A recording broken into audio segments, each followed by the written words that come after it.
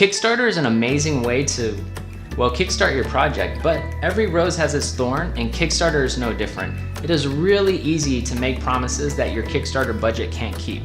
But luckily, with a little bit of planning and a little bit of math, you can hopefully escape being stuck by the proverbial thorn. Hey, Walter here, and before we start, I wanted to say that this is kind of comic focused because that's what I do, but it can probably be applied to other types of projects. And if you have any of your own ideas, I would love to hear them in the comments. I've ran 4 Kickstarter projects and raised over $44,000. Now, luckily, I haven't had insufficient funds, but I've heard plenty of stories and listened to a lot of people who had to break their bank to try to fulfill their Kickstarter rewards. Now, it's usually blamed on underestimating the shipping costs, but there's a lot of other costs that come into play. It's just usually shipping is the last one to the money buffet, so it's the one that gets blamed. So what are the 3 big expenses for your Kickstarter project? You're gonna have production, shipping, and Kickstarter fees. Production is gonna include everything that it takes to get a product brought into existence and into your hands. That could include paying the creative team, book design, printing costs, and shipping costs. Now, when I say shipping costs, I don't mean the cost it takes for an individual item to get to your backer. I'm talking about the cost it takes to get all of the items to your distribution center, i.e. your house for most of us. And so that can change the cost because the printer's gonna tell you that it's gonna be like $5 per book. And if you're gonna print 100 books, that's 500 bucks. But that's not the true cost. They have to ship those 100 books to you. And that's gonna cost however much money. And if you print 200 books or 300 books, it's gonna vary. So you wanna make sure you get an accurate price from your printer. And if you're printing out of your country, you're gonna have to worry about custom fees and dock taxes and like who knows what else. If you're working with an experienced printer, they should be able to help you with those numbers, but just make sure you get that right. Kickstarter fees are the easiest out of the bunch, sort of. So Kickstarter fees are gonna be about 10%. That's 7% for Kickstarter for doing such an awesome job, and 3% for credit card fees.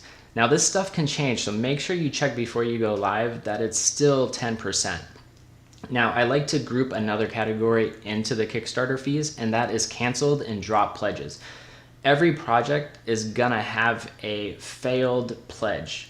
Basically, what that means is that Kickstarter isn't able to charge their credit card information. That could be expired cards or incorrect cards or just big fat liars, like who knows? But you're gonna have these, so you need to plan for them. I like to do an additional like 2 to 3% for this stuff, but you kind of have to play it by ear and go with your gut. Like there's a chance you might only have one and it's 20 bucks, or you could have a huge one and you could be out $1,000 or $2,000, like who knows? But just make sure you think about this. Finally, we have the evil lurking in the dark.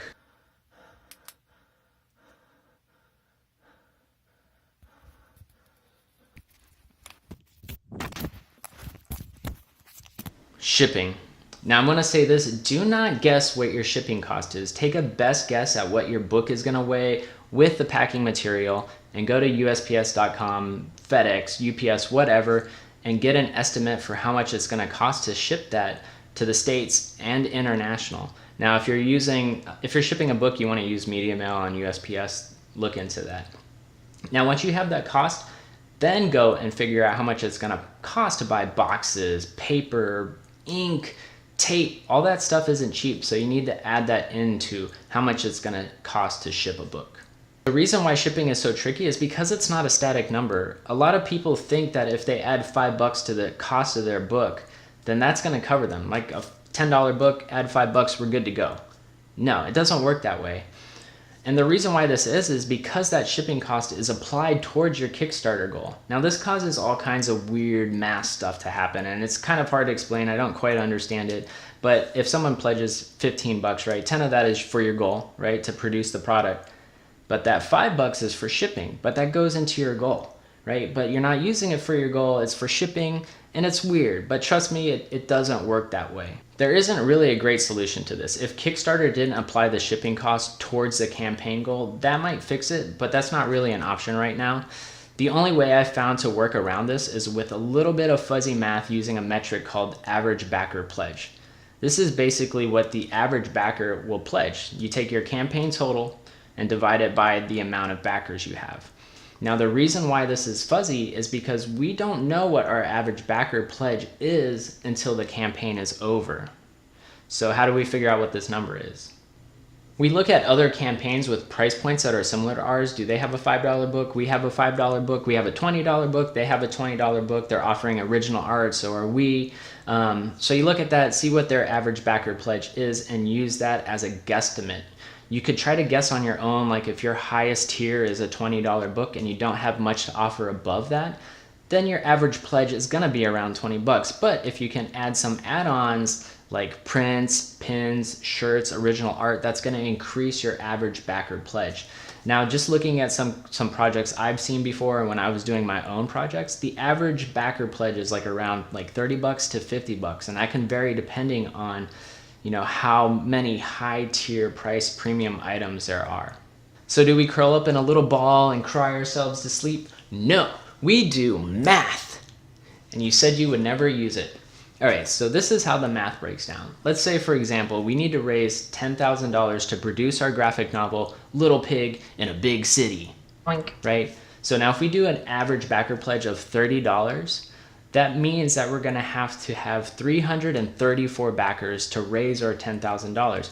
Now, if we use an average shipping cost of $5, that's really low because you're gonna have to also ship international, but let's just say for argument's sake, $5. So 334 people, $5 a pop means we need to raise $1,670 on top of the $10,000 we have to raise. So now we need to raise $1,10670, right? But wait a minute, our campaign goal just went up, which now means we need more backers. But if we have more backers, our shipping costs are gonna go up, which means we're gonna need more backers. And that's gonna increase our shipping costs. Then we'll need more backers. That's gonna increase our shipping costs. And our shipping costs. Anyways, you get the point, right? And this is why so many people get hung up on the shipping costs. So what the hell do we do? Well, I made a spreadsheet that can help us out. So let's go check that out. All right, so this is my spreadsheet. It looks a little bit complicated, but it's not. So let's take a look at how we want to start off with this guy. All right, so the first thing to notice is that this is only an estimate. Determining a Kickstarter goal is not an exact science. Proceed with caution and consult an accountant. Created by me. All right, so the next thing you want to notice is this. This kind of tells you what to do. The dark blue color means that these are numbers that you should change specifically for your project. And then the light blue are numbers that you don't really need to change, but you might want to double check and make sure they're good. All right, so let's take a look at the light blue ones first.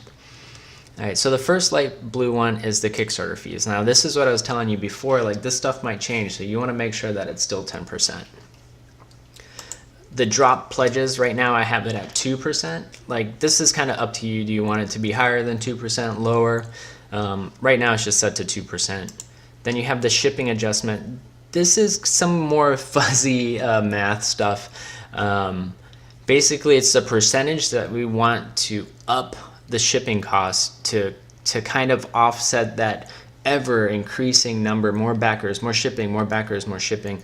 And that's kind of my way to get around that number. And cushion, that's just how comfortable you're feeling. The cushion could be 1%, 2%, could be 0% if you feel like you don't need any cushion. All right, now let's look at the dark numbers. These are the ones that have to change. The first one is basically your production costs. And so right now I have 10,000 in there, like we talked about, for a small pig in a big city. And then the next one is the average backer pledge. Notice I have there, it says this is a guess. It is a guess.